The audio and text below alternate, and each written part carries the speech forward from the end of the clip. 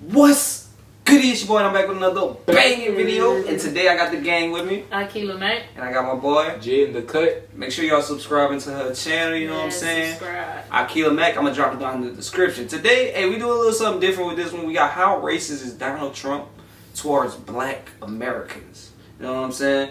And we be hearing a lot about that, and I don't know, I ain't never really looked into this, so it's a good thing to start on the channel. We doing a lot of different type of stuff, so we gonna speak in this video. Nah, we not trying to hurt nobody's feelings or nothing like that. We just speaking on our opinions. Y'all feel like we wrong, get in the comments. Please don't be disrespectful. We won't be disrespectful. You know what I'm saying? Let's keep it positive. But with that being said, we're gonna go ahead and jump into it. We're gonna speak a little bit throughout. We're gonna speak after. Let's get it.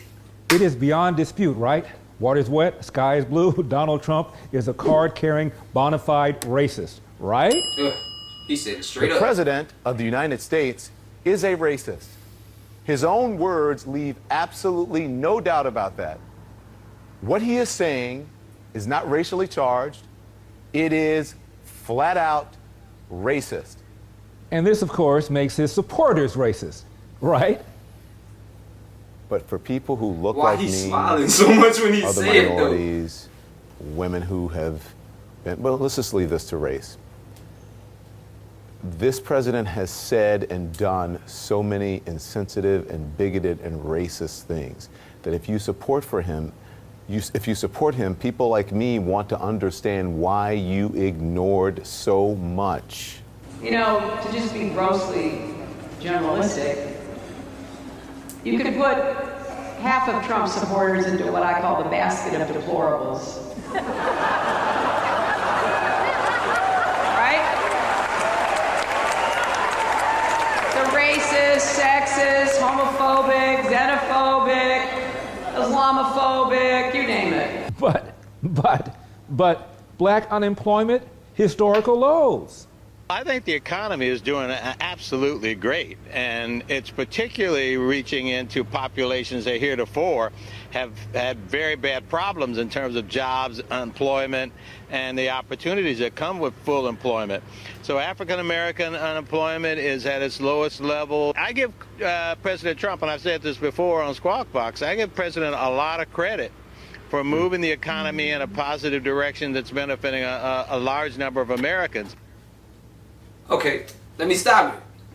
Noticeably enough, he was in a nice suit, probably in Washington, D.C., and what they talking about doesn't affect him at all. They talking about low-income black Americans, you know what I'm saying? The racism that affects them. Nah, it kills me for people like him in particular because you're not affected by it and you act like it's not a real thing. It's not a problem, yeah. Like, that you are... You're not living it, bro, you know what I'm saying? So you can care less. Ghost, you're not even, you know what I'm saying? I hate people, but it's not the fact, like, bro, I understand it doesn't affect you, but you are sitting there trying to make it seem like, oh, since it doesn't affect me, it's not a real thing. What about the people starving? What about the people that can't feed their families, you know what I'm saying? And then, like, bro, for our country is such a bad place right now, and I'm gonna make this one short. All these supporters, she said it perfectly. He has, you know what I'm saying? He got the racists, he got the sexists, he got all those people that's all with the BS on his side, you know what I'm saying? But that's who they gonna support. Why? Because he be full of BS. Yep. Full of BS. And like, people like drama, man. That's what it is. They love it. That's why he was perfect at being our president, because he always brought drama and he always had some type of, you know what I'm saying, eye-catching stuff going on, media stuff going on. Our president not supposed to be doing all that, you know what I'm saying? But he has such a strong cult-like following. Those racists and those bigots gonna follow him regardless, you know what I'm saying? To them, even though he locked up at this point right now, he still has followers that say he's innocent, even though the charges were proven. You know what I'm saying? Talking about you can't wait for President Trump to be back in the White House. Come on, man. You know what I'm saying? After everything y'all seen and everything that's going on, y'all still supporting him, bro. Yep. Come on, man. Let's get back into it. Yeah, but he's still a racist. The problem here is that the president has unfortunately used language in the past that we will have a lot of difficulty in erasing. Even with an eraser, with the words unemployment drop, because I think some harsh and painful words are just kind of hanging out here across the country as it relates to African Americans and some other minorities. And what about the First Step Act That's a law that allows prisoners who believe they have unfairly long sentences to have their sentences reviewed. And since President Trump signed that act, 1,000 people have benefited. 90% have been black men. They've had their sentences reduced an average of almost 70 months. The Senate tonight taking bipartisan action on something substantial, overwhelmingly passing a major prison reform bill. The First Step Act eases federal sentencing for nonviolent offenders, aims to reduce repeat offending, and expands early release programs. Did he say bipartisan? Mr. President, thank you so much. It's almost hard for me to speak about this without being emotional. In the process of this has brought together friendships that I'll cherish for the rest of my life. I'm now texting buddies with Van Jones. Speaking of Van Whitelash Jones. How significant do you think this is? By the way, one of your partners in working on this was Jared Kushner. Jared Kushner, whose father went to prison and who fought on this as hard as that. This is history. This is history. Right now, you're witnessing history on the floor of the U.S. Senate. There's a Christmas miracle underway where, for the first time in a generation, Republicans and Democrats are arm in arm tonight saying, we are sending too many people to prison. They're coming out bitter and not better. We want to make a tremendous difference. I want to say Hakeem Jeffries on the left, Jared Kushner, and Donald Trump on the right have brought together a coalition like I've never seen. And what about Trump's Music Modernization Act? Something that, again, President Obama didn't even do. President Donald Trump today moved the music industry into the 21st century. He signed the Music Modernization Act, legalizing the landmark copyright reform for songwriters. The goal is to ensure songwriters receive pay for the products that they produce when you're listening to them on streaming services. Tennessee Senator Lamar Alexander championed that new law. He says the Music Modernization Act is the most important law in a generation to help make sure that our songwriters and singers all over America can keep working and making a decent living by ensuring they're paid. I actually feel like that's a good thing. Yeah. But at the same time, when I think deeper into it, why did he choose out of all the problems to correct that one? The music problem. You know what I'm saying? And as much as I love music and love everything, when I really think about it, he just helped the distractions. You know what I'm saying? Music is one of the biggest distractions, regardless whether the music is positive, negative, you know what I'm saying? If we really get into it, so we got more people that's gonna be making more music, you know what I'm saying? You can get your money, more people, like, less people getting fucked over when it comes to their music, so we're gonna get more artists actually being artists, because it's gonna be an easier lane to take. You know what I'm saying? I feel like it's all to be a distraction if y'all keeping up with what I'm saying. You know what I'm saying? It's all the distraction. That's why he chose that out of all the problems he could have chose to fix. It's a good thing, you know what I'm saying? Helping people out. But at the same time, you chose something that's a distraction instead of something like war or something. Right. Like something that's serious, like the people that's hungry. Everybody's music every day, you know what I'm saying? You know what I'm saying? I'm not saying he wrong for what he did, but he just chose the wrong thing to fix for this in particular. I don't even know what this got to do with him being racist. Yeah, this could have waited. Like, you know, this could have waited. Yeah. But let's get back into it. And their songs are played. Is this a great day for songwriters? It is. And artists. And artists, okay. Yeah, artists in particular, Don't cheat those artists. Don't cheat us. Who benefits the most from this signing? I'm saying as far I as... think both. Both? Both. Yeah. Okay. Yes. Okay. I lean more to the artist. Yeah. Because I'm a performer, you know. But it helps not just the writers, but the singers, and not just black, but black, white, all country, jazz, everything. So I'm very impressed behind that. So it's a great thing what Trump is doing today, the president? It is. And you know what? I told everybody, please, whatever your opinion or your decision, please, let's keep it signed. Let him sign it. Today. It's going to help me. Let him sign it. Yeah, I'm really glad about that. Yeah. And then there's President Trump's support for school choice. The time has come to pass school choice for Americans' children. I don't know about this one. I don't know what this one is.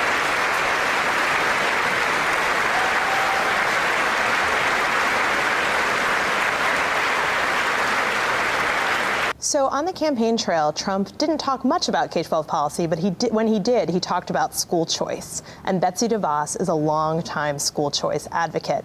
Well, I believe that parents are the primary educator for their child or their children. And we have, to a large extent, removed a lot of that ability to direct and control by forcing way too many families to assign schools based on where they live. True. Now, choice True. in education is something that blacks and browns want. Guess who doesn't want it? White Dems, who would never put their own kids in an urban school in a million years. Now, the proposal that I brought forth on education ends all private charter schools in this country. All private charter schools? If I'm president, Betsy DeVos's whole notion from charter schools to this are gone. We gonna have the same choice that you make for your kids, because I read that your children went to private school. No, my children went to public school. But we even if it was public school, it probably was the best public school. I can't pack up and say I'm leaving Hyde Park and going to Germantown. That's our suburban area, because I can't afford it. My daughter can't afford it. I understand. So we want to make what we got great, whether it's charter or traditional. And really, public schools are charter in where I come from. And we make parents know that charter schools are public schools too. So let me just say, I appreciate nothing more than how much you care about your children and your grandchildren and getting them educated. And that's all I want to do. If I don't have the pieces right, then I'll go back and read it. Go back and read it, I'll please. Go back and read it. And I promise you, next time you see me, if it's reading the way it's going to benefit our children. I'm not making promises. I'll go back and read it. Go read it, but just read it. That's it. But it turns out that Senator Warren had a son in private school from the 5th grade on.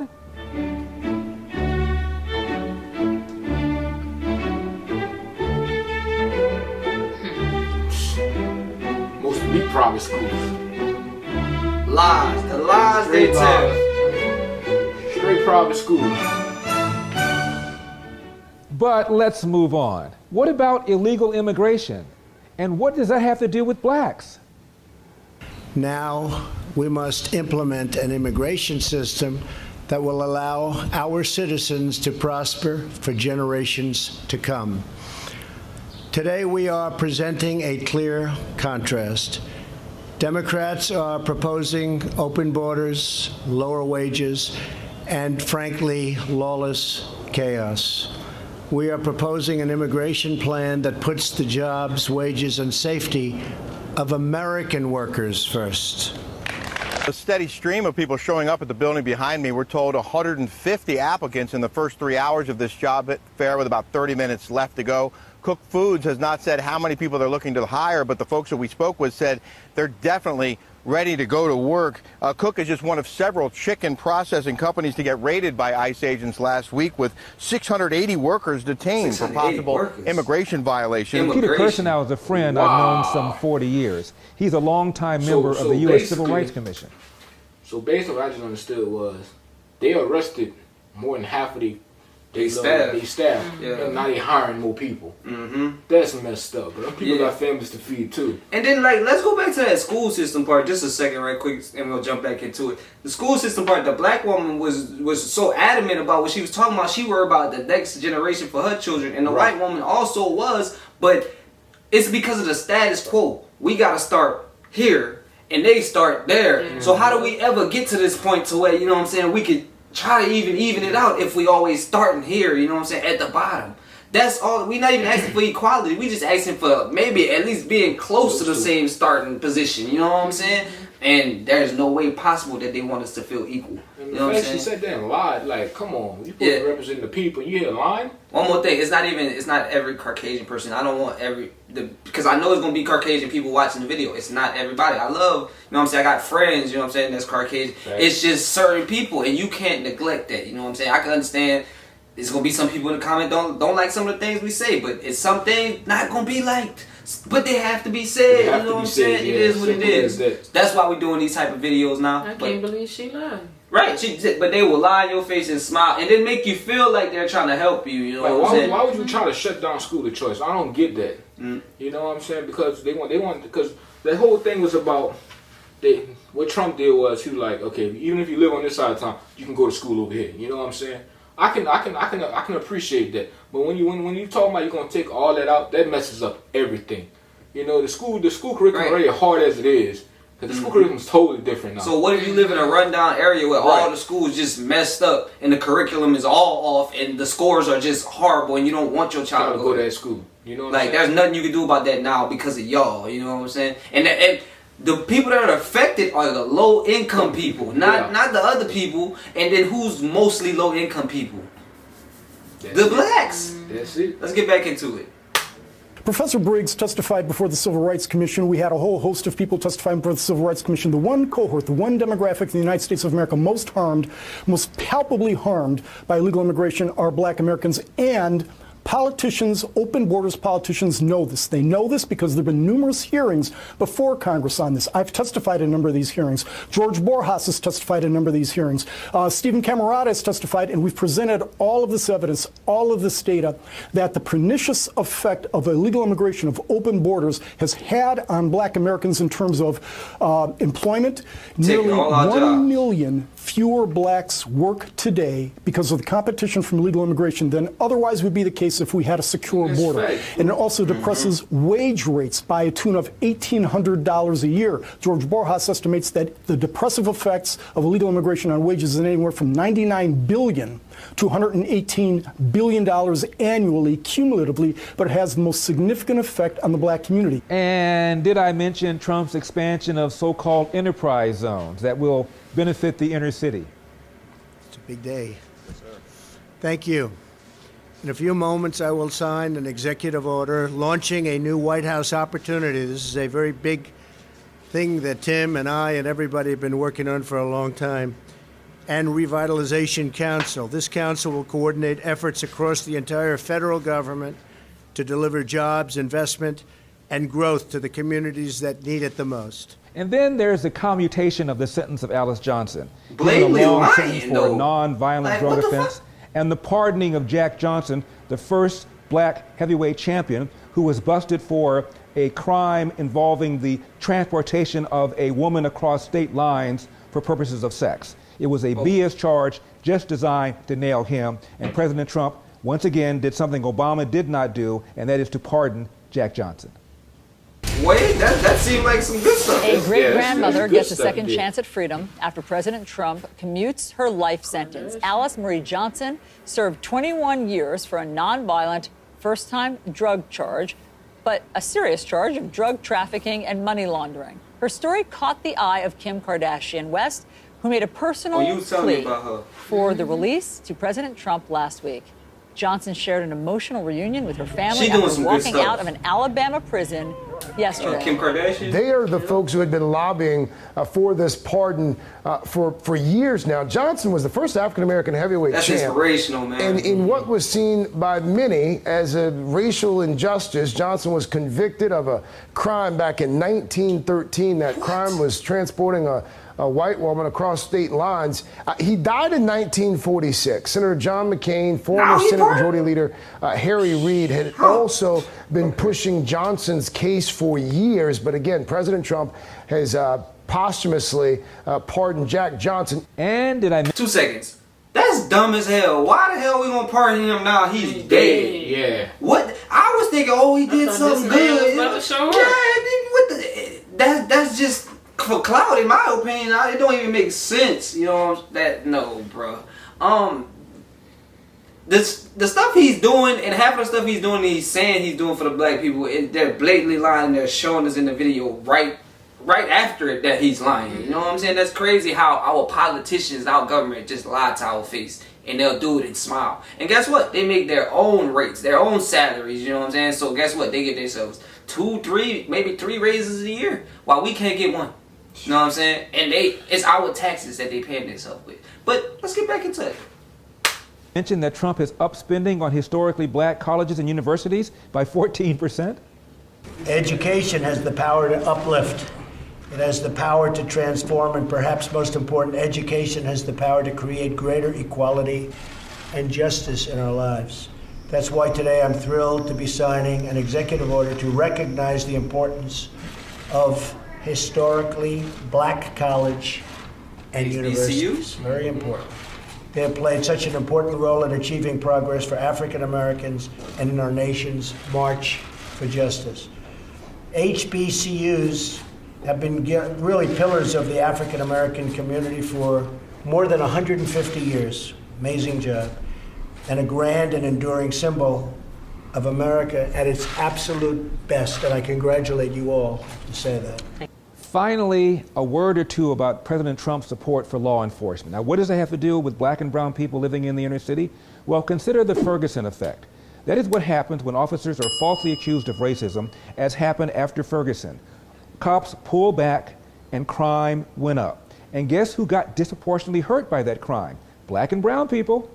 Well, the Ferguson effect is the twin phenomenon of officers backing off of proactive policing and the resulting increase in crime. How are they backing off? Last year, we had the largest one-year increase in homicide in nearly a half century. The vast majority of the victims of that homicide increase have been black. The reason for this crime increase, I believe, is that officers are living today under a false and dangerous narrative that says that they are shot through with systemic racism, that we're living through an epidemic of racially biased police shootings, and that the type of proactive policing that I think is responsible for a 20-year crime decline that this nation has enjoyed is under attack as racially oppressive. Bottom line, whether you're talking about the First Step Act, the Music Modernization Act, the tremendous economy that's benefiting black people, the fact that Donald Trump is doing something about illegal immigration, the fact that Donald Trump supports school choice, this man has got to be the worst racist ever. I think white people that like black people, y'all should get some sort of wristband, a hand stamp, or something. So we know. I'm dead serious. Something you can show in a dark alley to keep you from getting robbed. You know, you might not think that's a good idea, but you wish you had a wristband. You leave tonight and you're in that dark alley. Give me your money, white boy. Go ahead. Let her through. She got the wristband. Let her through, Chucky. So, where's Donald Trump's wristband? I'm Larry Elder, and this has been The Larry Elder Show. I'll see you next time. It's the lies for me, you know what I'm saying? And it looked like certain things he does try to do, like it seemed like certain things he was doing was trying to help, but it seemed like there was an underlying, you know what I'm saying? Everything. There was an underlying, I don't even know the word I'm like, underlying ulterior motive on all them things, you know what I'm saying? No matter if he was helping the black HBCUs, he was getting something out of it. Or like, you know what I'm saying, like they said with the schools, they really said, you know what I'm saying, it's equality and we could all go to the same schools, but that's not really what they pushing whenever you really look at the paperwork, you know what I'm saying? So they blatantly lie to our faces, and these is our government officials. Either we keep taking this or we make a change, you know what I'm saying? Because either way it goes, we know that we have plenty of racist government officials, plenty of racist government officials that put us in a predicament where we can't win. So the only way we can make a change is if we unify together and we either get them out or we change some type of government. Or maybe we just, I mean, even let's talk about this before we go. They say the election is rigged. So you know what I'm saying? So how can we elect the people we want if it's rigged? You know what I'm saying? Exactly. So what do we do about that? Let's talk about that. Let's start that conversation in the comments. That's the government's biggest fear is the people uniting as one. That's their biggest fear, and that's what they don't want to happen. You know what I'm saying? Because the minute we unite is the minute everything is going to change. Right, and that's what we need to do as a people to win. Now I know there's going to be a lot of Trump supporters in the comments on this one, and I'm not choosing sides, but at the end of the day, man, y'all not in a position the way y'all know what's really going on in those lower income neighborhoods. Like the last thing I'm gonna say is about the job part. You know, you see how they were saying how the black people are the people that's most affected. They saying there's more jobs, but black people still can't get jobs. You know what I'm saying? So, and then on top of that, they gonna talk about how the drug dealers, how we drug dealers and this and that. Well, what if that's the only way you can put food on the table? What, like, at the end of the day, you'll risk the biscuit, you know what I'm saying, to feed your family. And that's the predicament they put a lot of our low-income black communities in. So, at the end of the day, stop being so judgmental and look at it from a different perspective. And stop looking up. I mean, no, stop looking down from your pedestal, you know what I'm saying? Take a minute, put yourself in a black person's shoes, you know what I'm saying? What would you do in that situation? Yeah. Nobody hiring you. You got kids and a wife that you got to feed. What do you do? You know what I'm saying? Let us know. Hey, we can get conversations going in the comments. Oh, We're going to come back with more videos like this. You know what I'm saying? If y'all appreciate this video, let's get it to at least 5,000 likes. Subscribe to her channel. Akila Mac. I'm going to drop it down in the description. Until next time, I hope you know what it is. And y'all